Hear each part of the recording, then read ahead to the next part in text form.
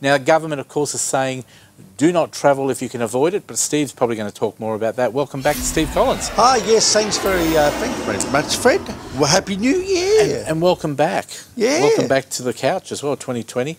I just thought we might just quickly touch on coronavirus and how it affects people with their travel. Well, it's look, there's a lot of cruise lines, for instance, have shut down for up until about May.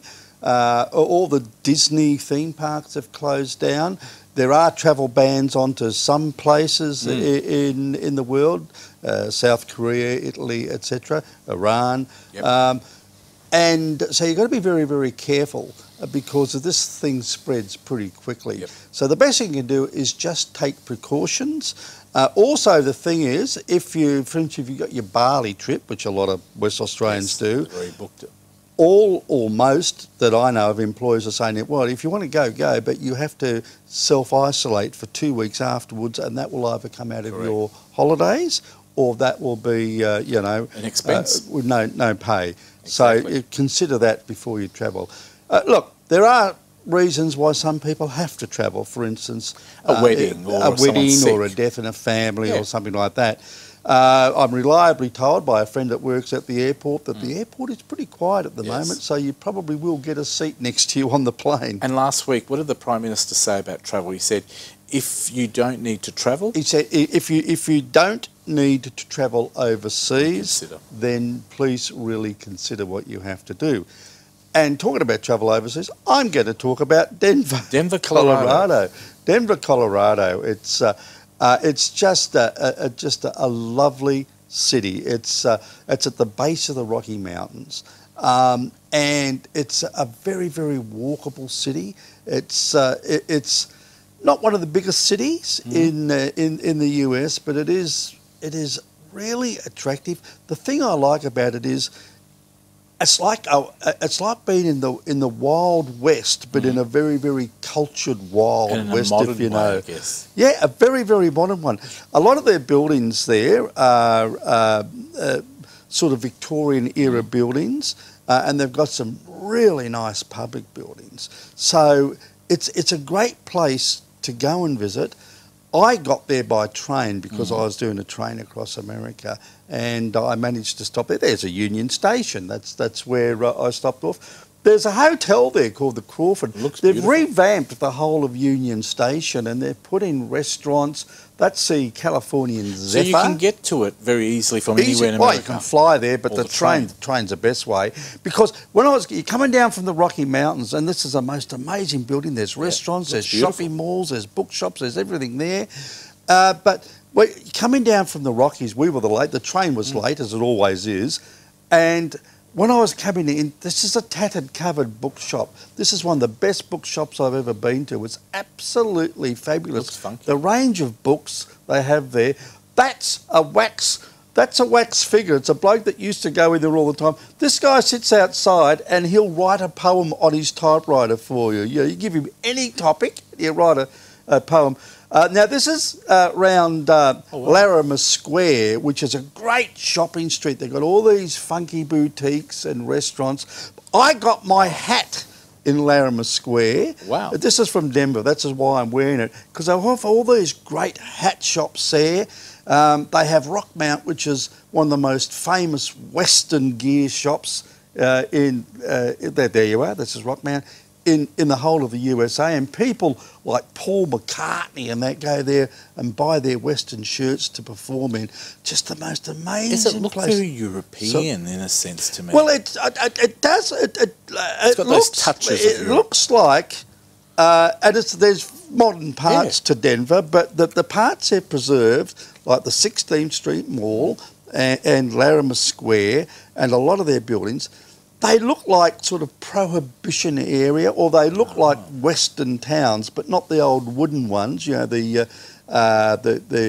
stone-built ones. Not quite the cowboy and Indian stuff. Well, but you get that feeling there because a lot of people wear cowboy hats and stuff. So they like the theme of the cowboy theme. Yeah, they do. And we're going to go to the Denver Art Museum. Now, the Denver Art Museum is just... Well, first of all, it's a fantastic building. It's called the Hamilton Building, and it's an amazing design. But when you get inside, it's just incredible. There's so much room in here. It's beautiful. But when you get inside, there's of course a lot of artwork, but it's got one of the best collections of Western art. Look at this thing. This is just it's just massive. All these massive artworks all over the place. And this is just on the outside. They love their art. Inside, they love their art. Yep. They have some fantastic collection of Western art. Look at that. A cowboy in a rodeo or something. And they also have a terrific collection of Native American art.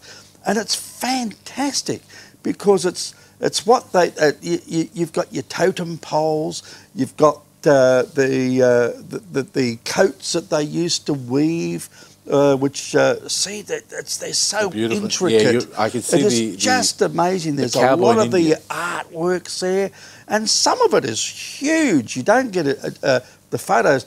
This is an artwork. This is an Indian mother with her children. It's just fantastic.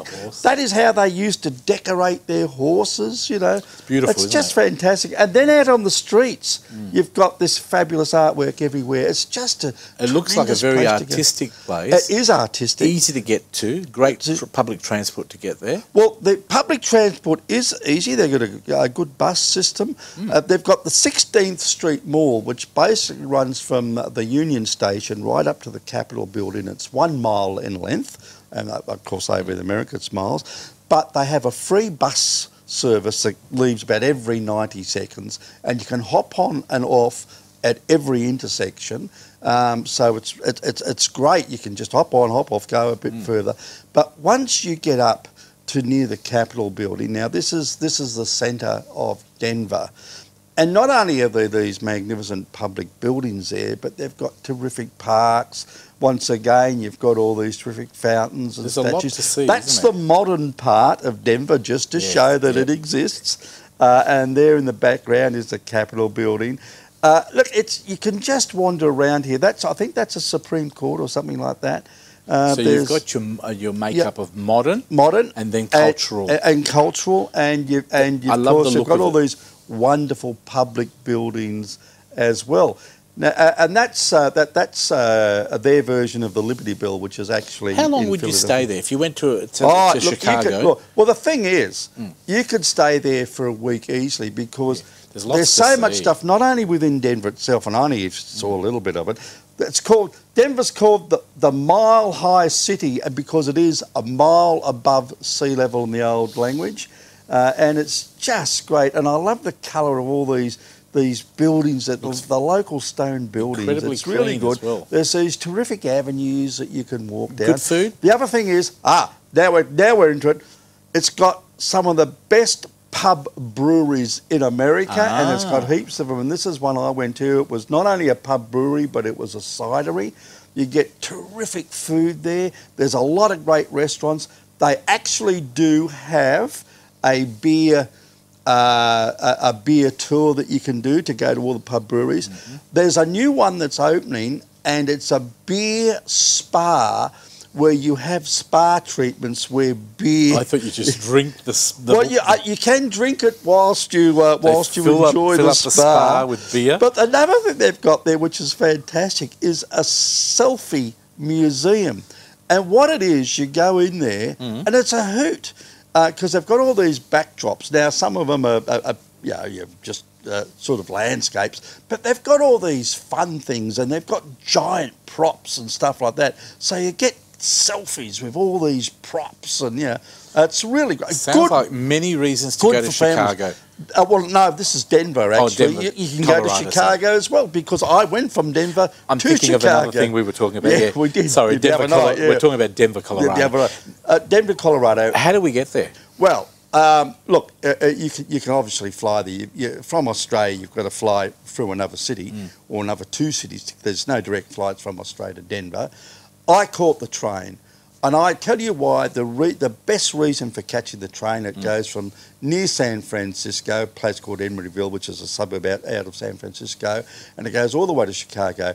But you do this, and you cross the Rocky Mountains. You go up through Sacramento in California, and you go up into Nevada and Utah, and then you're into Colorado.